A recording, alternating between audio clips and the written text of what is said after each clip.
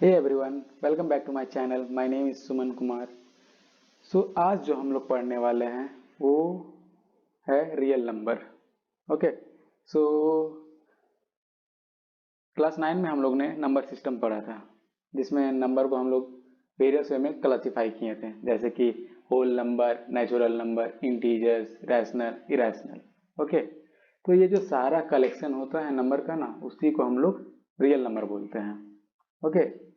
जो minus infinite से infinite के बीच में जितने भी, चाहे रैशनल हो, इरेशनल हो, whole number, natural, integers, minus infinite से इनफाइनाइट के बीच में ये सब सारे नंबर आते हैं, उसको हम लोग रियल नंबर बोलते हैं। ओके। ये तो हम लोग क्लास 9 तक पढ़े थे। अब जो हम लोग पढ़ेंगे, जो मेन टॉपिक इस चैप्टर का शुरू होता है, वो है इक्लियोट्स डिवीजन एल्गोरिदम, या फिर हम लोग बोल सकते हैं इक्लियोट्स डिवीजन लेमा। ओके।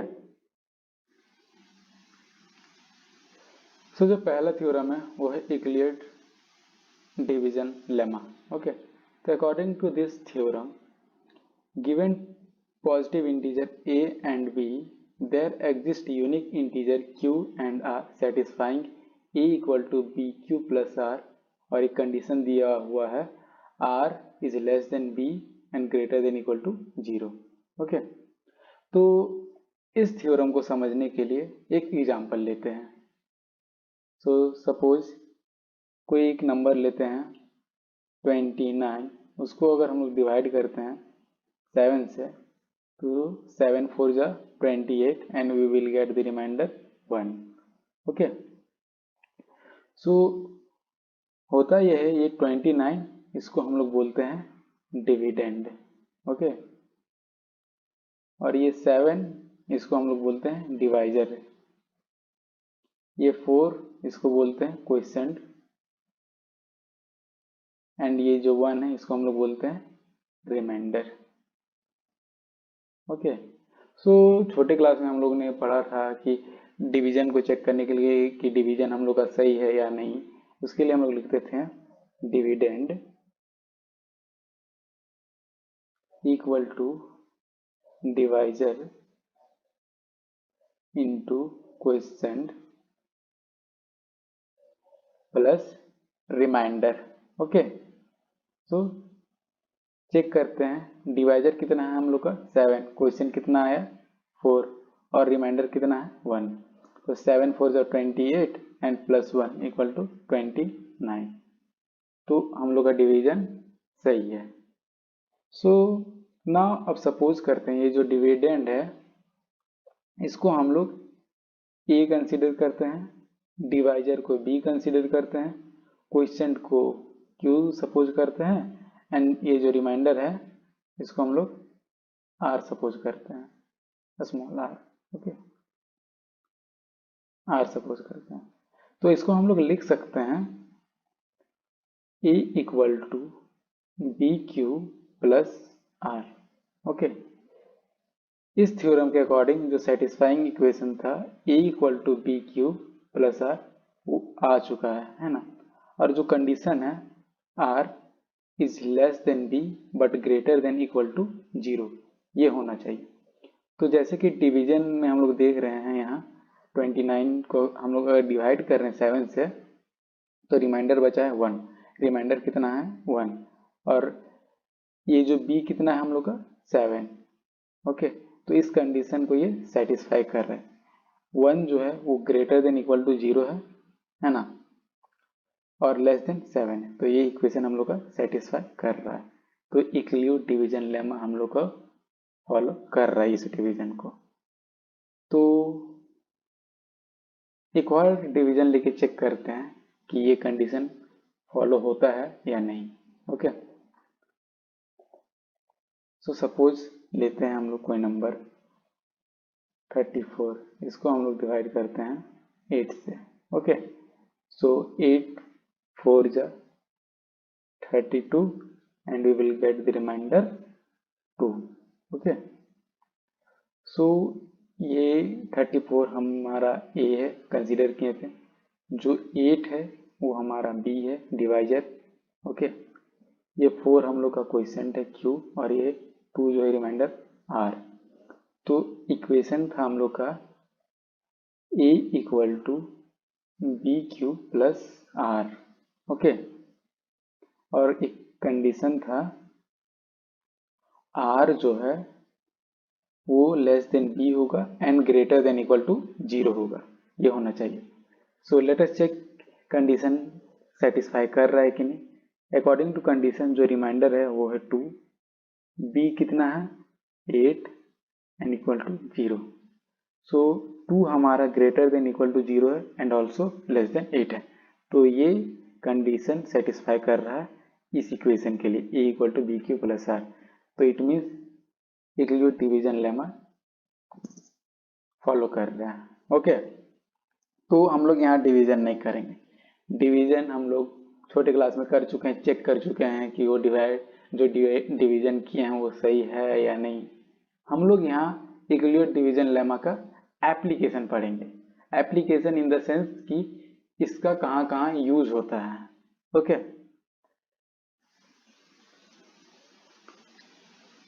सो जो पहला एप्लीकेशन है उसमें हम लोग HCF फाइंड करेंगे दो पॉजिटिव इंटीजर्स का, ओके। सो HCF बेसिकली होता है HCF होता है हाईएस्ट कॉमन फैक्टर, ओके। सो मतलब कि अगर कोई दो नंबर दिया हुआ है, अगर उसको हम लोग फैक्टराइज करें और जो हाईएस्ट नंबर होगा उन दोनों नंबर को डिवाइड करेगा, वही हमारा HCF हो जाएगा। तो सपोज एक एग्जांपल लेते हैं 8 और 12, ओके। सो 8 का अगर फैक्टर करेंगे तो वो हो जाएगा 2, 4 और 8, ओके।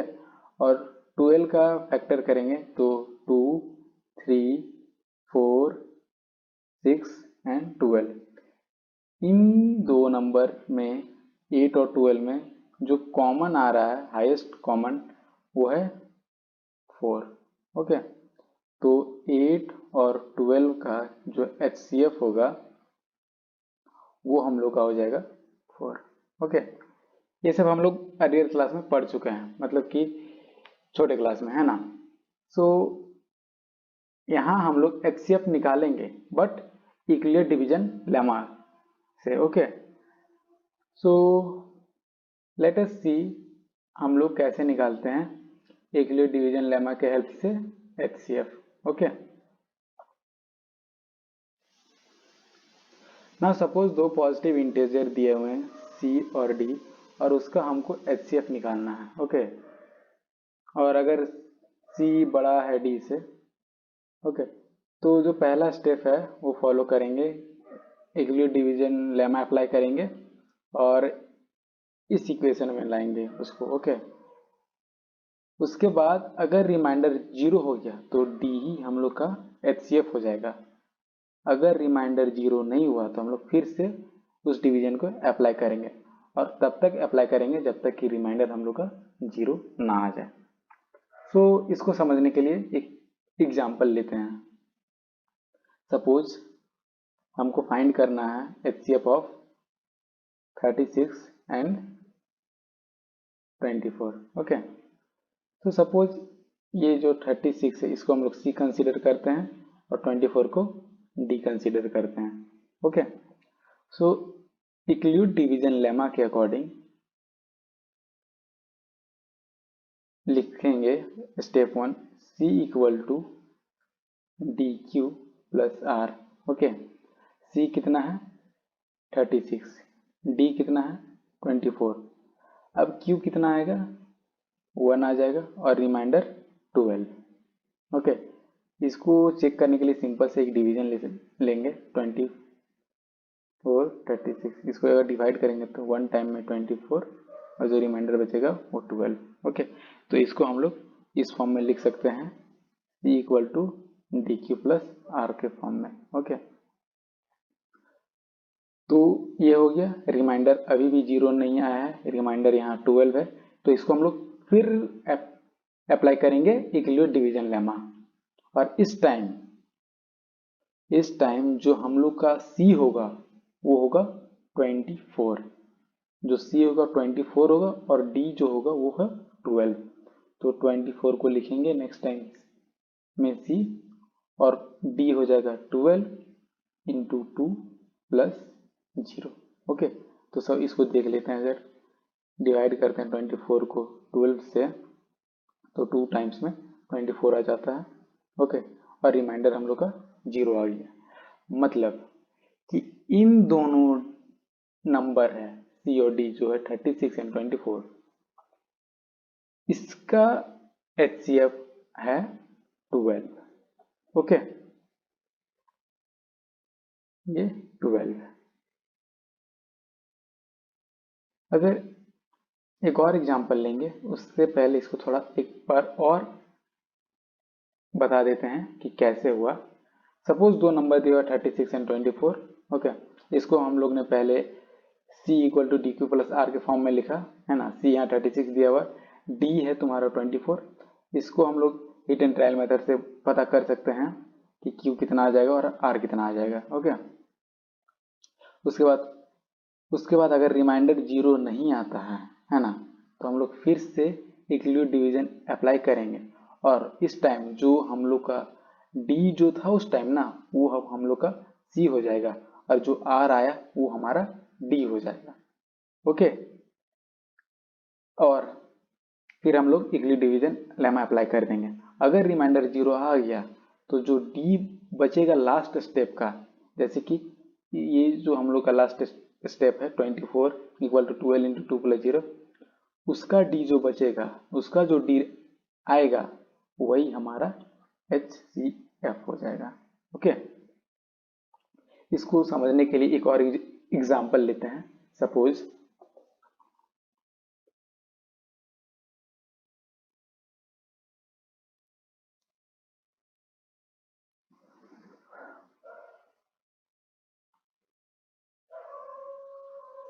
सपोज एक नंबर दिया हुआ है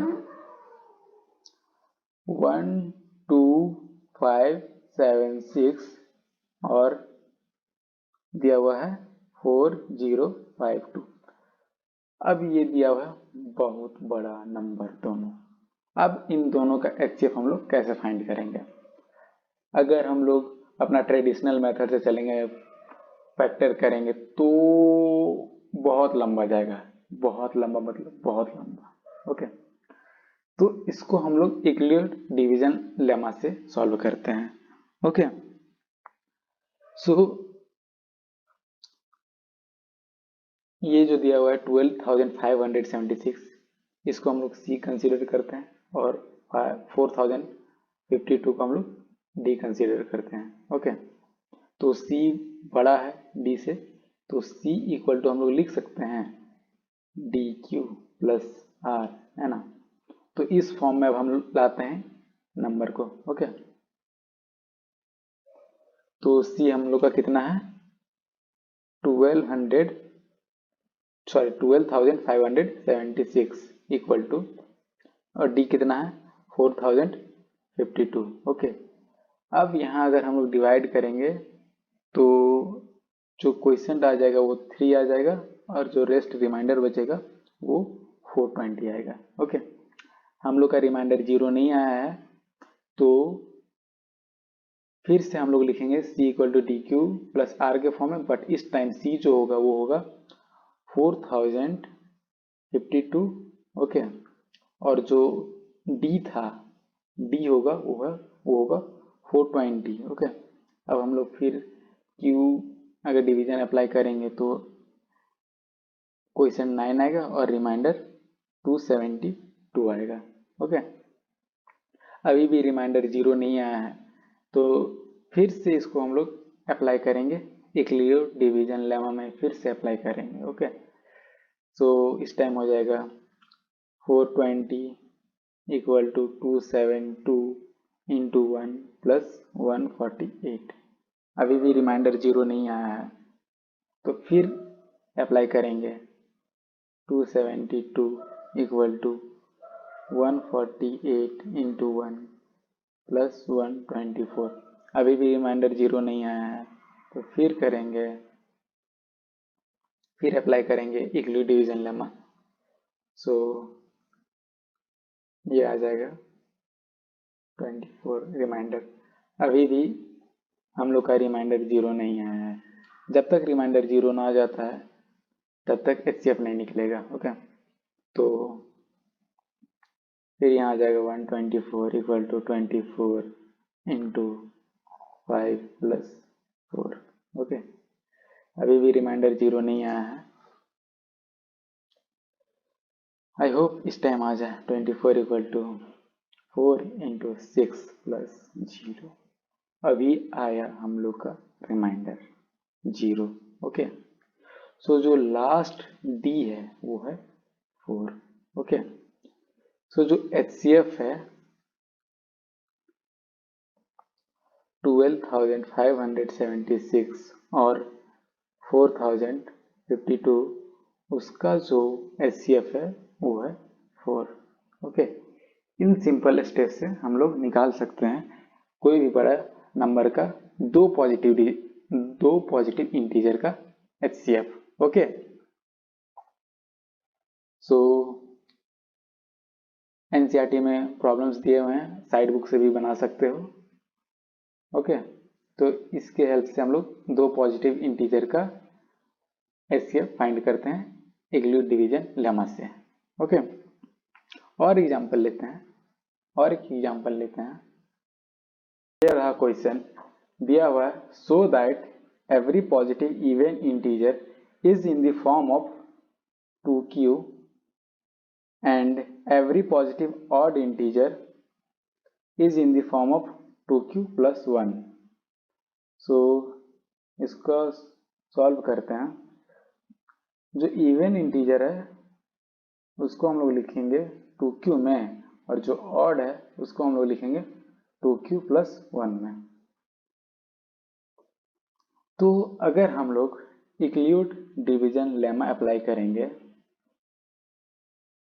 तो उसके अकॉर्डिंग जो इक्वेशन आता है a equal to B Q plus R के फॉर्म में, और जो आर का कंडीशन था कि आर बी से छोटा होगा बट बड़ा और इक्वल टू हो सकता है 0 के बराबर। ओके, सो इन दोनों इक्वेशन को देखकर हम लोग बता सकते हैं कि जो b है वो हम लोग का 2 है और r या तो 0 है या फिर 1। ओके, सो देख सकते हैं अगर इवन में हम लोग पुट करेंगे a equal to B Q plus R के फॉर्म में तो आ जाएगा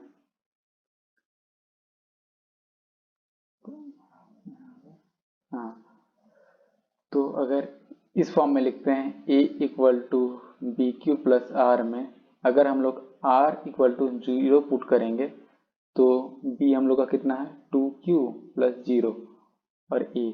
ओके, तो ये 2q आ गया, मतलब इवन में आ गया। ओके, और अगर r इक्वल टू अगर हम लोग 1 पुट करेंगे तो a equal to 2q plus 1, ये आ गया हम लोग का ऑड के फॉर्म में। तो शो हो गया, यही शो करना था कि पॉजिटिव इंटीजर हम लोग 2q के फॉर्म में लिखेंगे और ऑड इंटीजर को हम लोग 2q प्लस 1 के फॉर्म में लिखेंगे। ओके, सो आई होप आप लोग को समझ में आ गया हो। If you face any problem you can comment. Okay, और वीडियो अच्छा लगे तो please give us a like और चैनल को प्लीज़ सब्सक्राइब कर दीजिएगा। And take care, bye bye.